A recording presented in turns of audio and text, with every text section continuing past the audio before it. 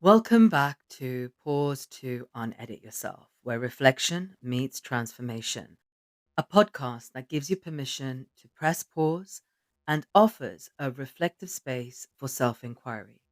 I'm your host, Anushka, and each episode I will be sharing bite sized insights, a collection of thoughts and reflections, topics that I have pondered on through my journey of introspection, soulful insights that have helped me in the hope it will help you too on your path of personal evolution. Whether you're feeling stuck, searching for clarity, or simply wanting to expand, my hope is that this podcast becomes a space of inspiration and deep remembering for you to evolve from within and uncover the infinite potential that exists inside each and every one of you. Firstly, I just want to say thank you so much for your continuous feedback and all of the messages that I've been receiving, especially on the last few episodes, which have landed for many of you at a right time. I'm really glad that it's helping those who need to hear it. And as I said, that's the intention from me all along. And so today's episode wanted to dive deeper. It's something that we hear thrown around a lot in the self growth and healing space, and I kind of wanted to dive deeper into it today, and that is inner work or shadow work.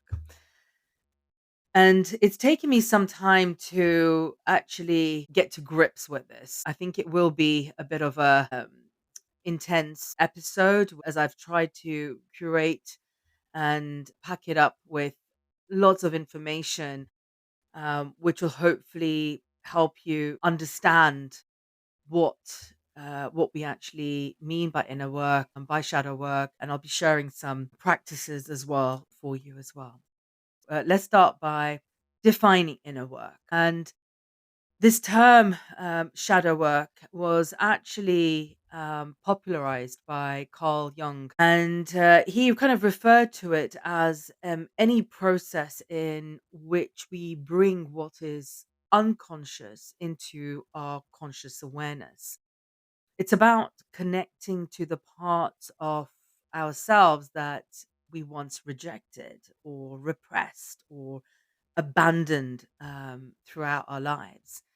And it's about how we lovingly reintegrate them into our being. So, this aspect of light and shadow, I kind of want to explore this symbolically, which I found really helped me to understand it a lot better. So, if you think about it, a shadow is formed only when light is present and projected on any object or subject. It's always a part of that object or subject. There's no light, there is no shadow, right? So, similarly, if you think about your physical presence, your avatar that you've chosen to take on in this life, as the light of your soul shines through the physical form that you've chosen in this lifetime, what gets formed? A shadow. It casts a shadow. And that shadow is part of you. It's not separate. It's not a mistake and it's not something to erase. And when we start looking at this, doing this inner work, this shadow work, what unknowingly many people try and do is that they try and integrate that shadow as if it's a flaw. But I wanted to kind of shift the perspective on this and say, but what if the work isn't to fix it, but to clearly see and own it fully and love it unconditionally? You see, the shadow disappears only when we block the light or that we remain in the dark. But the truth is that shadow holds our greatest potential for wisdom, for authenticity, for wholeness. And to own it is to own that part of you that has served its purpose, that helped you to survive. So this really got me thinking a lot. And I came to realize that inner work is not about becoming someone new. It's really about peeling away the layers, multiple layers of who you are not. It's a deconditioning process of all of the beliefs and ideas that you've picked up along your journey that are not connected to who you truly are. It's a process of uncovering the essence of who you truly are and making that unconscious conscious by removing what you believe to be true about yourself. And as you shed all of those inherited beliefs and all of those social programming, that's when you truly begin to remember who you truly are. And one of the things that I've realized on this journey as I sat with all of this is, oh my gosh, it's so uncomfortable. And it's uncomfortable because you must sit with all of those parts of yourself that you were once told were unacceptable. Everything that you've been told that you weren't good enough, when actually it's part of you, it's who you are. And so as you sit and you go through that process of bringing in that light of awareness, of realizing the truth and the essence of who you are, which is love, you realize that you don't need to impress anyone and you don't need to seek anyone's validation or approval because you are worthy. And I love this quote by Bashar who says, "The fact you exist means that you are worthy of existence." Let that sit with you. I sat with it for a long time.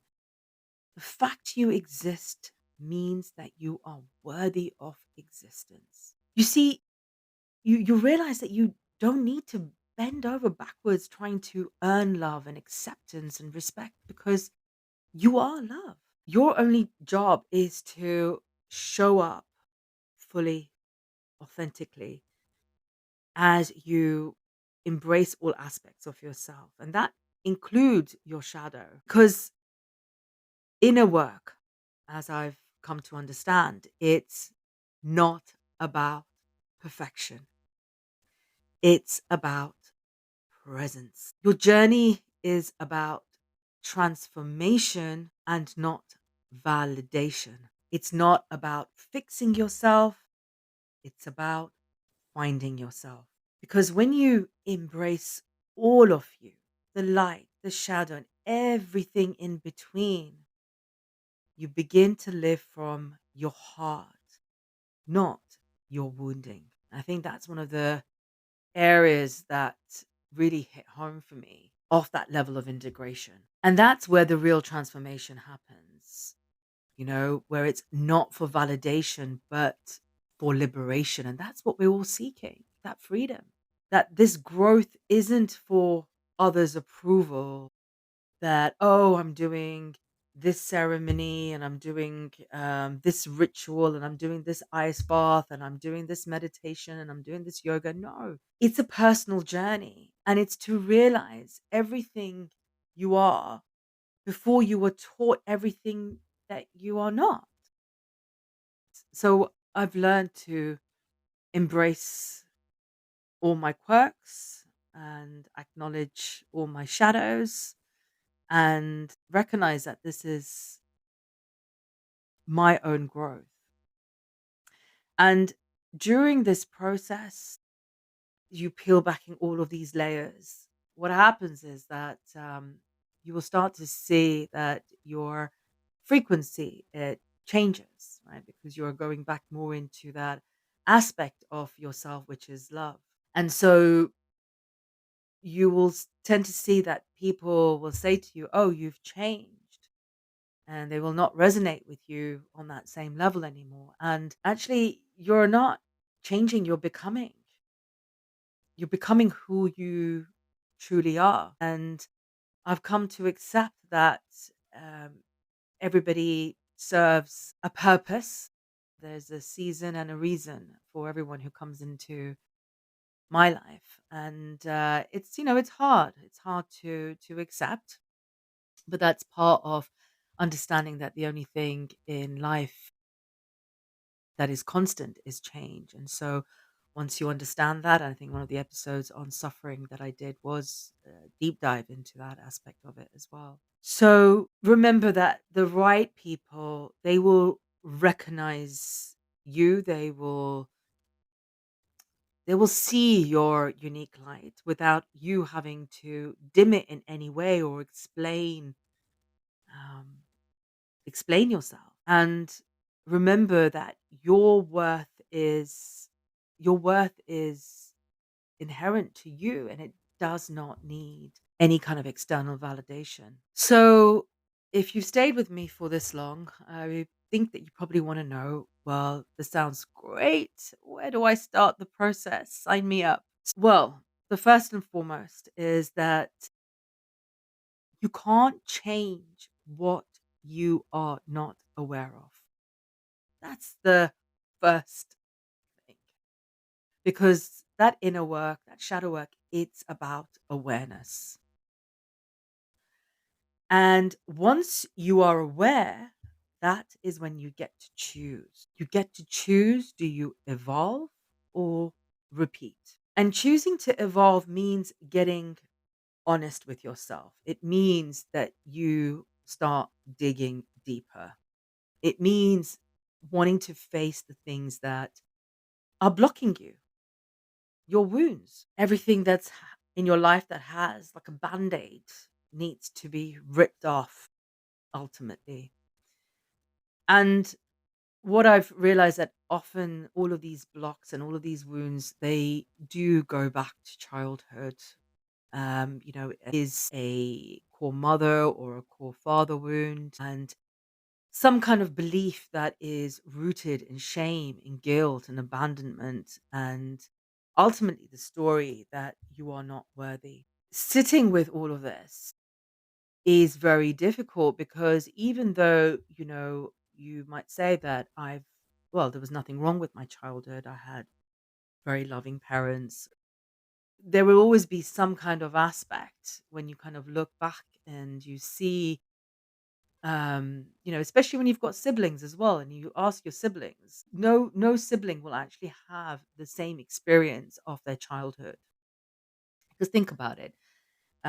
You would be born at different times in the life of your parents, different circumstances.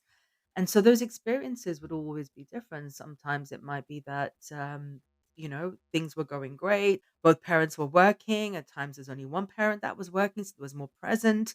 There is some period of life there might have been a bit of hardship where the older sibling didn't experience, but the younger sibling experienced, and so that belief of scarcity, or those beliefs that were rooted or that were communicated at that time would be very different to like an older sibling. And so when you start sitting down and questioning of self inquiry and questions such as what is the biggest block to what you desire? And ultimately, it's the belief that you don't deserve it. If you sit and you really reflect, it will be like, I desire a soulmate, a fantastic job, having a family. And then when you kind of look back, what's the belief that you don't deserve it, that you don't think you're worthy of meeting somebody, of having a family, of having that dream job because you think that in some level that you're not worthy of it, that you're not good enough. And what happens is that belief that you have, it's that exact frequency that you're sending out to the universe, which is blocking how you evolve. So, how do you shift that frequency?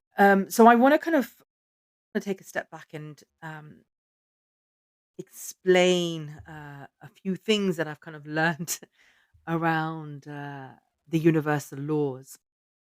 So let's start here with the law of correspondence, and it will give you some context. You see, the universal law of correspondence state that your inner world is a direct reflection of your outer world. As within, so without. So, what does that really mean? Okay, let's break it down. So, at our core, we are all energy, and energy cannot be destroyed, it can only be transmuted. Okay, so it's energy is always in motion, it's always vibrating, and everything in the universe is in a state of vibration. So, if we are vibrating beings and our inner world is in turmoil, then the frequency of that turmoil is what we will project and attract in our outer world. And the energy we have will be the same. It's just the frequency of how it vibrates is our state of being. So you might have heard the saying that the universe doesn't respond to what you want or even what you need. What it responds to is your frequency. That's it, your frequency. So some of you might be asking, well, what are frequencies? If we go back to the principle of vibration, that nothing rests, everything moves, everything vibrates, then if you look at the spectrum, lower frequencies are emotions that are things like anger, fear, and guilt. And higher frequencies are emotions like joy, like abundance, like love. The frequency is just like the scale. So if your inner world is vibrating at a higher frequency, it's aligned with what you desire. Then your outer world will begin to reflect and magnetize those desires back to you. Think of it like a tuning into a radio station, for example, and you only hear the music when you're on the right frequency. So if you're feeling off, there's a lot of clutter, there's a lot of overwhelm, and you're in a state of discomfort, it's like you've tuned into static. The answers might be right in front of you, but you won't be able to see them clearly because there's a veil over your eyes. You see, your mind it's is your temple, and everything starts in the mind before it becomes your reality. And ultimately, it's our thoughts that play a key role in manifesting what we desire. And what I've come to realize is that everything we desire already exists. And that's why we desire it. We just need to align ourselves to that frequency it's on. And I've done a whole episode on manifestation.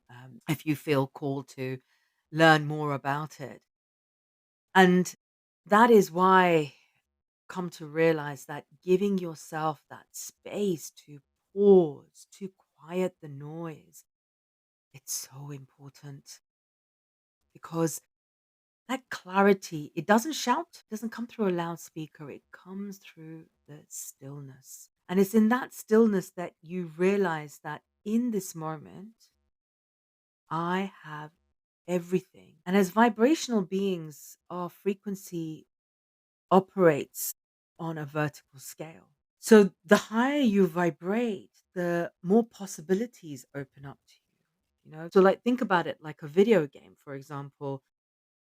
You won't find the rewards of level 12 while you're stuck on level 1. And the difference between those levels is your frequency. Einstein once said, this quote is, everything is energy, and that's all there is to it. Match the frequency of the reality you want, and you cannot help but get that reality. It can be no other way. Unquote. So, the question you must be asking by now is, well, that's great. How do we raise that frequency? And that's where that inner work comes in. And to begin this journey of inner work, um, there are a few things that I want to share with you, some practical steps to help you on your journey. Well, first and foremost, I think I mentioned is awareness um, is the first step to that transformation, because you cannot heal what you're not willing to see. And you need to learn how to let go, because letting go is a higher frequency um, than control. So start by recognizing that you cannot change what you are not aware of. But however, once you're aware of it, you now have that choice to evolve or to repeat. And if you choose to evolve, then and only then you will start to change. Secondly, stillness creates space for clarity, which allows you to do things with intention. And I say this because energy flows where attention goes. So if you're doing something without intention, you're not generating energy, you're just going through the motions.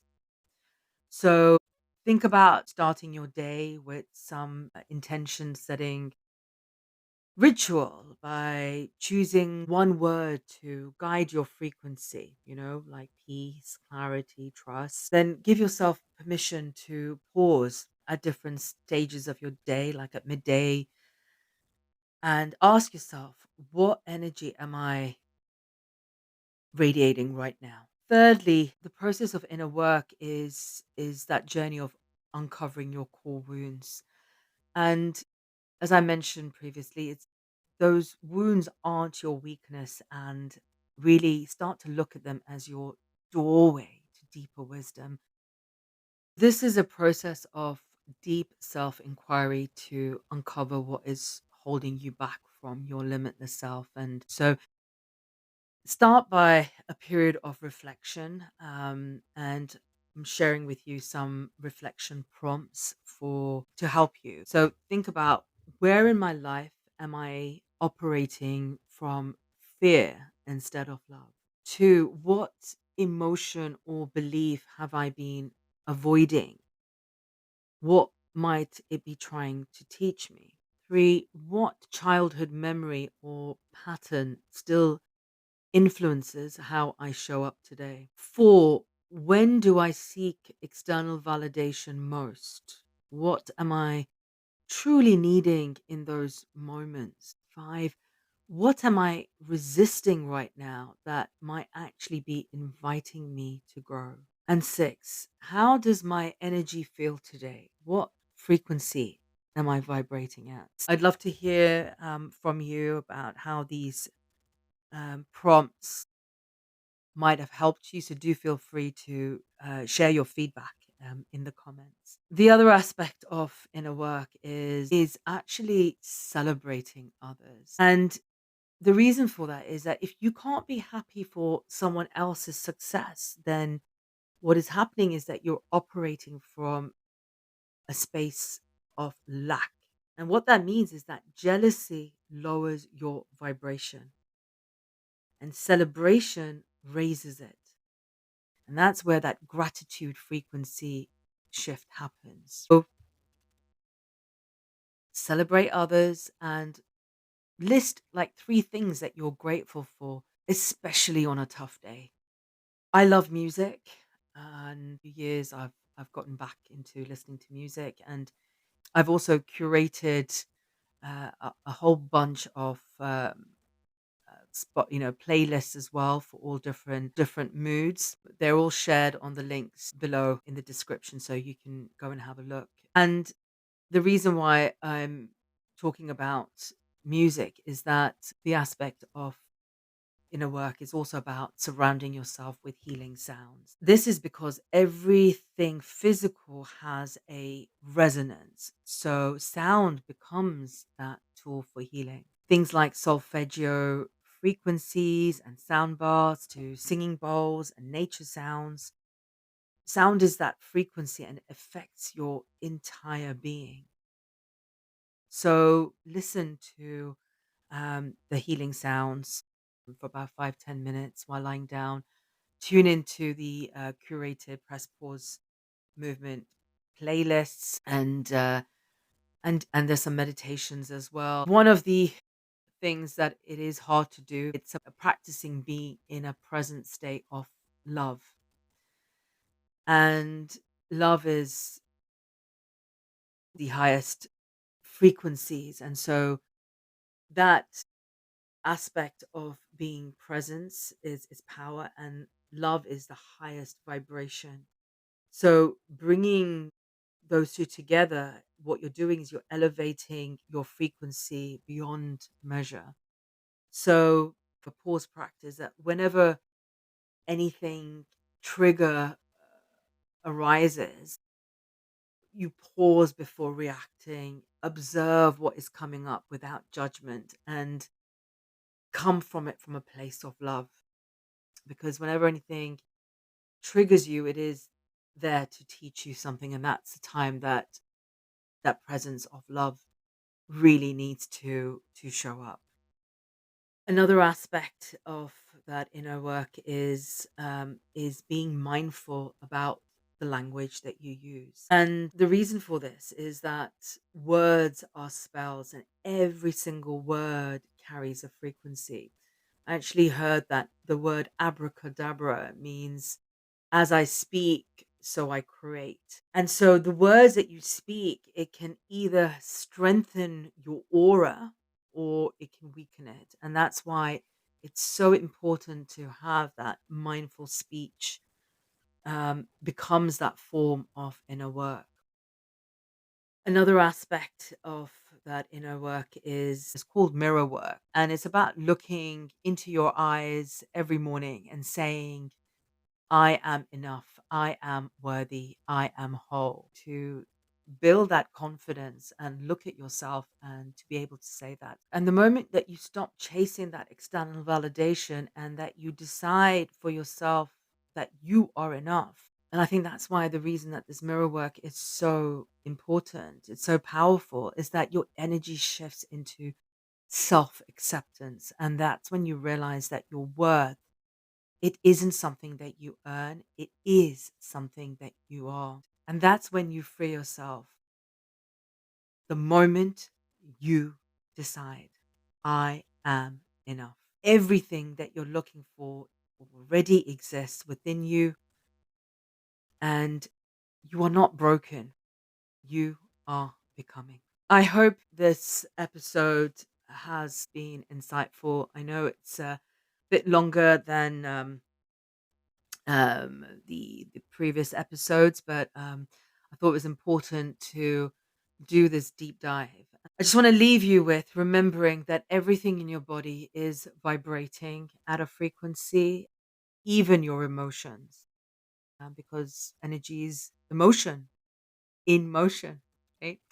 And the energy you feel is what's creating that vibration you live in.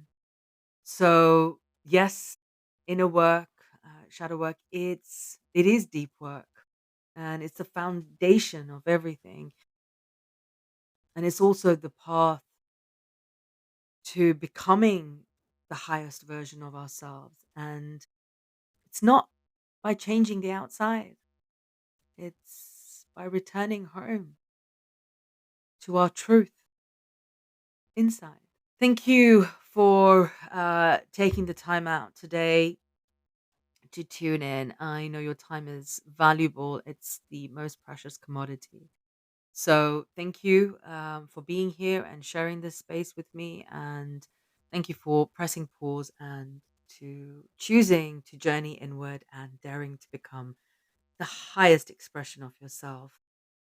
As always, these episodes are reminders for myself, like mini guides that you can refer to whenever you need to check in with yourself, like a moment of recalibration. So do feel free to save them, and please do share them with somebody who might need to hear them. See you on the next episode.